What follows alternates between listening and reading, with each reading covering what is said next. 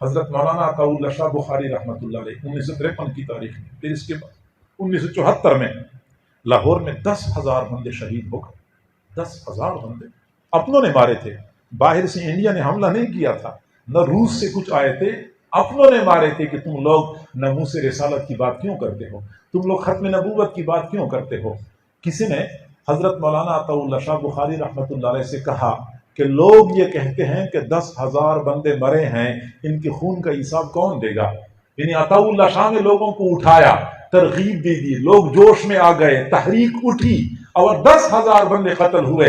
اس کا قیامت کے دن کون جواب دے گا؟ اس کا خون کس کے ذمہ ہے؟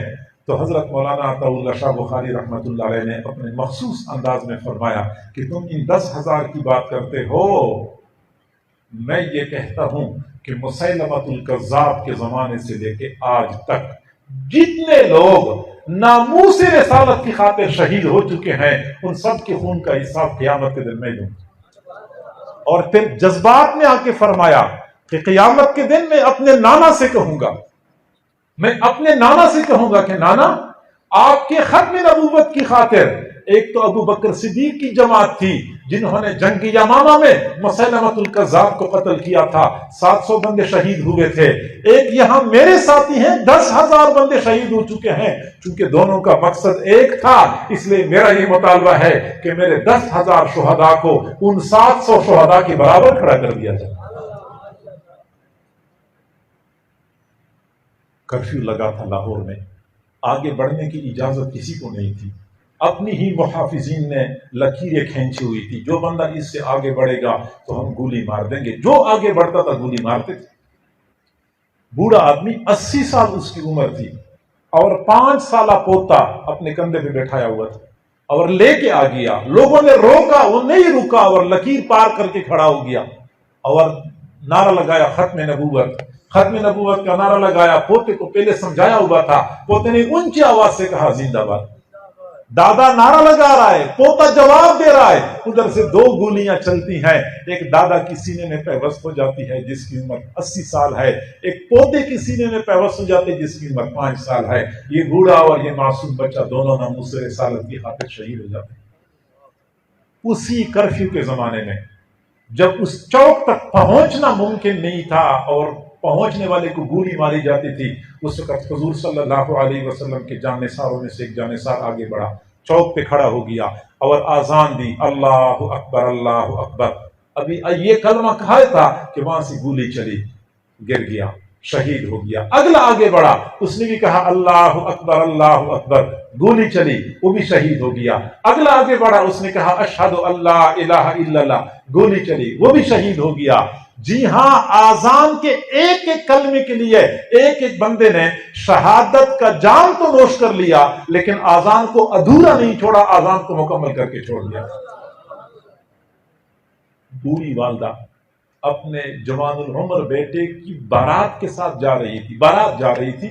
اچانک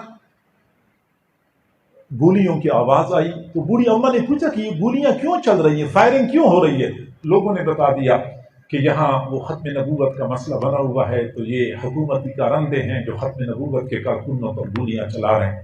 ناموس رسالت کا مسئلہ بنا ہوا ہے. تو بوڑھی اما نے بارات والوں کو روک لیا اور سارے باراتیوں سے کہا کہ تم جاؤ اپنے گھروں کو جاؤ، اور اپنے بیٹے کو بلایا کہ بیٹا میں نے آپ کو اسی کام کے لیے پالا تھا، اسی دن کے لیے میں نے آپ کو پالا تھا. اب آپ نے دلہن لینے کے لیے نہیں جانا، آپ نے آگے جانا ہے، حضور صلی اللہ علیہ وسلم کے ناموس کی خاطر اپنی جان کا نذرانہ پیش کرنا ہے. پھر میں قیامت کے دن حضور صلی اللہ علیہ وسلم کو بارات میں ساتھ لے کے آپ کی شادی کرواؤں.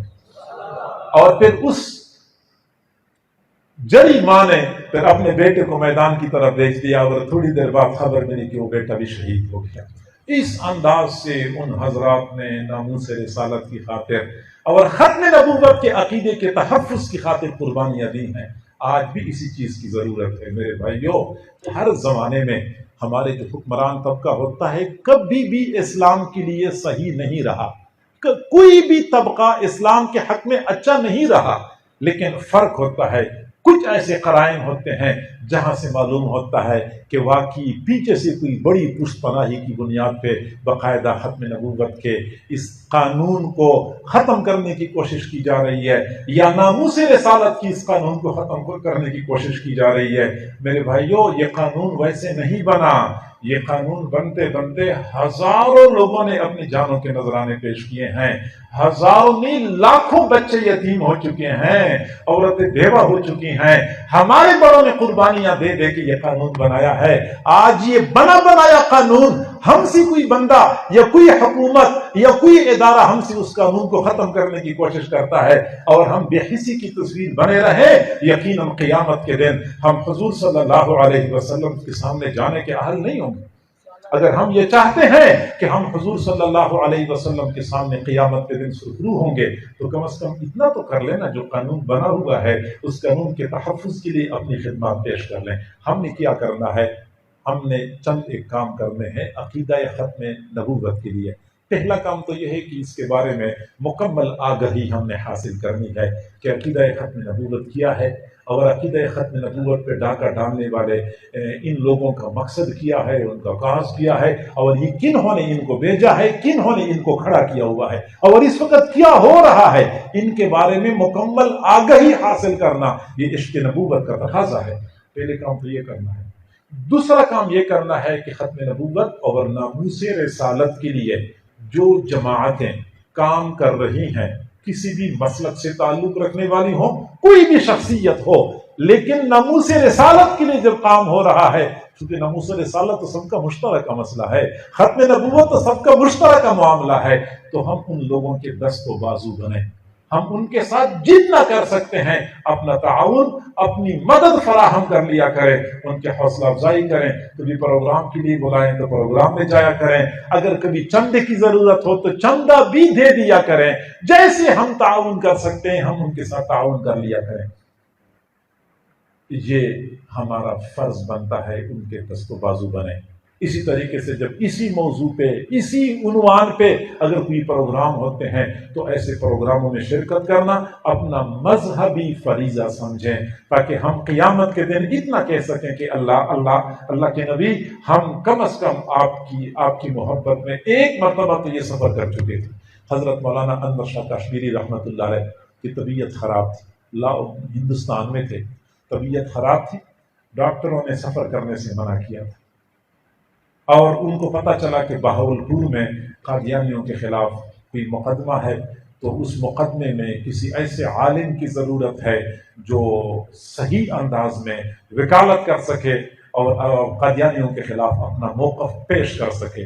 تو لوگوں کی نظر حضرت علامہ انور شاہ کشمیری پہ پڑ گئی، تو جب ان کو اطلاع ملی تو انہوں نے وہاں سے سفر کرنے کا ارادہ کر لیا۔ اب وہ ہندوستان سے بہاولپور آنا، آج کل تو پھر بھی چلو سڑکیں اچھی ہو گئیں، گاڑیاں اچھی ہو گئیں، اس زمانے میں تو یہ کچھ بھی نہیں تھا۔ حضرت بواسیر کے مرض میں مبتلا تھے، چلنے پھرنے سے قاصر تھے، ڈاکٹروں نے سفر سے منع کر دیا تھا، لیکن انہوں نے فرمایا کہ موت ویسی بھی ایک دن آنے والی ہے، لیکن قیامت کے دن اگر مجھ سے حضور صلی اللہ علیہ وسلم نے پوچھا کہ انور شاہ میری ختم نبوت کا مسئلہ تھا، تو آپ اتنی تکلیف نہ برداشت کر سکے کہ آپ آ جاتے، لہٰذا میں نے جب اس کا تصور کر لیا، میں نے سفر کا ارادہ کر لیا، وہاں سے سفر کر لیا، اور پھر بہاولپور کی اس عدالت میں ختم نبوت کا مقدمہ اس انداز سے پیش کر لیا کہ جج جو مسلمانوں کے حق میں فیصلہ کرنے پر مجبور ہو گیا۔